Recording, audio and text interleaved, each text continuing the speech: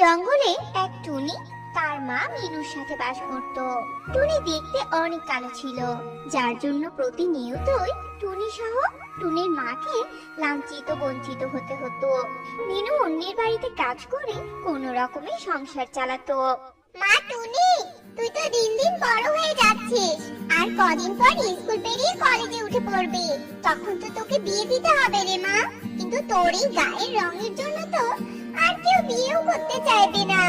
কেউ যদি আমাকে বিয়ে করতে না চায়, তাহলে আমাকে জোর করে কেন বিয়ে করতে হবে? হ্যাঁ বলো তুমি। আমি পড়াশোনা করে অনেক বড় হয়ে ভালো একটা চাকরি করব, আর অনেক টাকা জমিয়ে সেই টাকা দিয়ে সুন্দর একটা বাড়ি বানাবো। এরপর সেই বাড়িতে আমি তোমাকে নিয়ে থাকবো। মা হয়েছে হয়েছে, পাকা পাকা কথা এবার রাখ। এদিকে তোর স্কুলের সময় পেরিয়ে যাচ্ছে, তাড়াতাড়ি স্কুলে চলে যা তো। মায়ের কথা মতো টুনি স্কুলে চলে যায়। কি রে টুনি, ওভাবে হা করে কি দেখছিস শুনি? দেখলে আমাদের মতো তোরও সাজতে ইচ্ছে হয়। তুই চাইলে একটু সাজতে পারিস। এই নে লিপস্টিকটা, দেখেছিস? এটা আমার বাবা আমাকে শহর থেকে অনেক দাম দিয়ে কিনে দিয়েছে। বাহ, লিপস্টিকটা তো অনেক সুন্দর। আর লাল লিপস্টিক তো আমার খুব ভালো লাগে রে। দে না একটু লাল লিপস্টিকটা, আমি একটু লাগাই। নে একটু ঠোঁটে দে। এটা আমি তোকে এই জন্যই লাগাতে দিচ্ছি যে তুই এটা কোনোদিনও কিনতে পারবি না, বুঝেছিস? এই জন্য দিচ্ছি তোকে। এটা ঠোঁটে না দিতে পারলে তোর মনটা যে ভীষণ খারাপ হয়ে যাবে রে। আর অন্য কারো মন খারাপ দেখতে আমার একদম ভালো লাগে না, জানিস? এরপর টুনি লিপস্টিকটা নিজে ঠোঁটে লাগায়। এই দেখ দেখ, মনে হচ্ছে তাকে ঠোঁটে লাল রং দিয়েছে। তুই কি একটু ফর্সা হতে পারিস না নাকি? হ্যাঁ, বন্ধুদের কাছে এমন আচরণ পেয়ে টুনি মনে খুব কষ্ট পায়। এরপর টুনি সেখান থেকে বাইরে বেরিয়ে লিপস্টিক গুলো মুছে ফেলে, আর বাড়ি ফিরে গিয়ে টুনি কাঁদতে থাকে। আমি এত কালো হয়ে কেন জন্ম নিলাম? আচ্ছা, ঈশ্বর তো আমাকে নিজ হাতে বানিয়েছে, তাহলে আমি এত মন খারাপ কেন করছি? যে যাই বলুক না কেন, আমি আর মন খারাপ করব না। আমি সুন্দর, আমি অনেক সুন্দর। টুনি যখন কান্না করছিল, তখন মিনু ডাকতে ডাকতে ঘরে ঢোকে আর দেখে টুনি কান্না করছে। কি রে মা, কাঁদছিস কেন? তোকে আমি একটা ভালো খবর দিতে এলাম, আর তুই কিনা কাঁদছিস? কই মা, আমি একদম কাঁদছি না। সেই তখন থেকে চোখে কি যেন একটা পড়েছে। ছাড়ো তোমার সেসব কথা, এবার বলো কি ভালো খবর নিয়ে এসেছো তুমি? আজ সন্ধ্যায় পাশের জঙ্গলে টোনা নামের একটা ছেলে তার বাবাকে নিয়ে তোকে দেখতে আসছে। তোর বিয়ে হবে, আমার জামাই হবে। সেটা ভাবতেই আমার কি যে ভালো লাগছে। গাছে কাঁঠাল আর কফি তেল, ওসব ছাড়ো তোমার। আমার একদম বিয়ে করার ইচ্ছে নেই, বুঝেছো? কি সব কথা বলছিস? হ্যাঁ, আর বিয়ে করব না করব না এই কথা বাদ দিয়ে সন্ধ্যায় অনেক সুন্দর করে সেজে গুজে বসে থাকবি, কেমন? আচ্ছা ঠিক আছে মা। এরপর মিনু নিজের কাজে চলে যায়। এদিকে সন্ধ্যাও হয়ে যায়,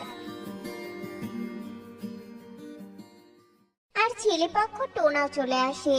এরপর টোনা টুনিকে দেখে বলে, বাবা, এ তুমি আমাকে কোন অমাবস্যার চাঁদ দেখাতে নিয়ে এলে? আমি তো আশায় ছিলাম পূর্ণিমার চাঁদ দেখবো বলে, কিন্তু এখন যা দেখলাম আমার আর দেখার ইচ্ছে নেই। এই মেয়েকে যদি আমি আমার ঘরের বউ করে নিয়ে যাই, আর আমার ঘরে যদি 10,000 ভোল্টের লাইটও থাকে, তবুও এই মেয়ের মুখ দেখা যাবে না। চলো বাবা, এখানে আমি আর একটা মুহূর্তও থাকবো না।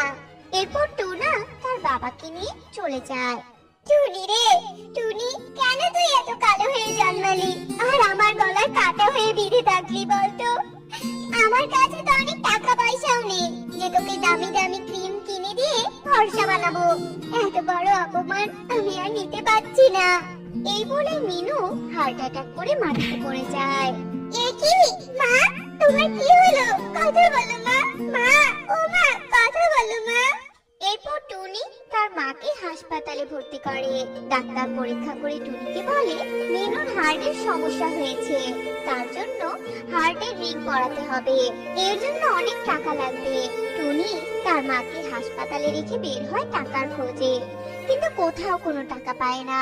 এরপর বনের মধ্যে বসে টুনি কাঁদতে থাকে। হায় ঈশ্বর, তুমি আমাকে এত বিপদে কেন ফেলেছো? আর যদি আমি সুন্দরী হতাম, আমাদের কাছে অনেক টাকা থাকতো, তাহলে আমার মায়ের এত বড় অসুখ কখনোই হতো না। এখন আমি কি করবো ঈশ্বর? এসব বলতে থাকে আর টুনি খুব কাঁদতে থাকে। তখনই সেখানে একটা পরী এসে টুনিকে বলে, ও মেয়ে, তুমি এভাবে কাঁদছো কেন?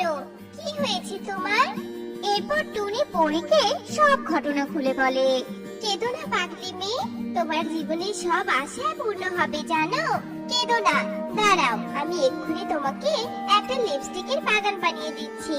আর সেগুলো কোনো সাধারণ লিপস্টিক হবে না, ওগুলো হলো জাদুই লিপস্টিক। ওই লিপস্টিক গুলোকে তুমি যাই বলবে ওরা তাই করবে। এই বলে পরি টুনিকে একটা লিপস্টিকের বাগান বানিয়ে দেয়। আর লিপস্টিকের বাগান দেখে টুনি ভীষণ খুশি হয়। এরপর পরি সেখান থেকে অদৃশ্য হয়ে যায়। আর টুনি একটা লিপস্টিক নিয়ে নিজের ঠোঁটে লাগিয়ে নেয়। তখনই টুনি অনেক ফর্সা সুন্দরী হয়ে যায়। এরপর টুনি, জাদুই লিপস্টিক বাগান, তোমরা আমার মাকে সুস্থ করে দাও আর আমার ঘরে খাবারের ব্যবস্থা করে দাও। টুনির কথা শেষ হতে না হতে জাদুই লিপস্টিক বাগানে একটা লিপস্টিক কথা বলে ওঠে আর বলতে থাকে, তোমার মাকে সুস্থ করতে হলে এখান থেকে একটা লিপস্টিক নিয়ে তোমার মায়ের ঠোঁটে লাগিয়ে দাও। তোমার মা সুস্থ হয়ে যাবে। আর এরপর থেকে তুমি এই লিপস্টিক বাগানের লিপস্টিক বিক্রি করে তোমার সংসার চালাতে পারবে। এই লিপস্টিক বাগানের লিপস্টিক কখনো শেষ হবে না। আমরা সব সময় সব লিপস্টিক তোমাকে সাহায্য করব। আর এই লিপস্টিক বাগানের উপর কেউ লোভ করলেও সে কঠিনতর শাস্তি পাবে। লিপস্টিক বাগানের কথা মতো টুনি একটা লিপস্টিক নিয়ে গিয়ে ওর মায়ের ঠোঁটে লাগায় আর ওর মা নিমিষে সুস্থ হয়ে যায়। তারপর টুনি তার মাকে বাড়িতে নিয়ে আসে। এরপর টুনি তার মায়ের সাথে সেই লিপস্টিক বাগানের লিপস্টিক বিক্রি করে অনেকগুলো টাকা পায়। লিপস্টিক বাগানের লিপস্টিক একদমই শেষ হচ্ছিল না। দেখতে দেখতে টুনি আর তার মা অনেক ধনী হয়ে যায়। তারা সুখে শান্তিতে বসবাস করতে থাকে।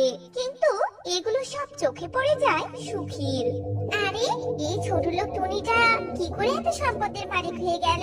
ব্যাপারটা তো আমাকে দেখতে হচ্ছে। এরপর সুখী টুনির বাড়ির পাশে লুকিয়ে থাকে। এইদিকে টুনি তার লিপস্টিক বাগানে গিয়ে লিপস্টিক গুলোর সাথে কথা বলতে থাকে।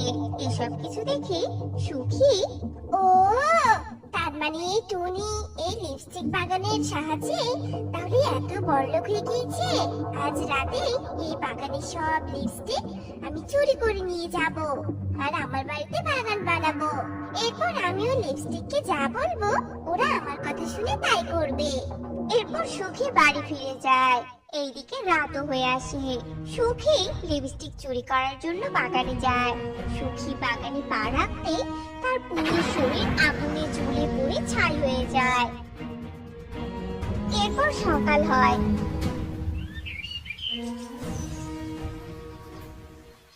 আর টুনি বাগানে গিয়ে পোড়া ছাই দেখতে পায়। লোভে পড়ে হয়তো কেউ এখানে এসেছিল আর তার শাস্তি সে পেয়ে গেছে। এরপর থেকে টুনি তার মাকে নিয়ে অনেক সুখী দিন কাটাতে থাকে।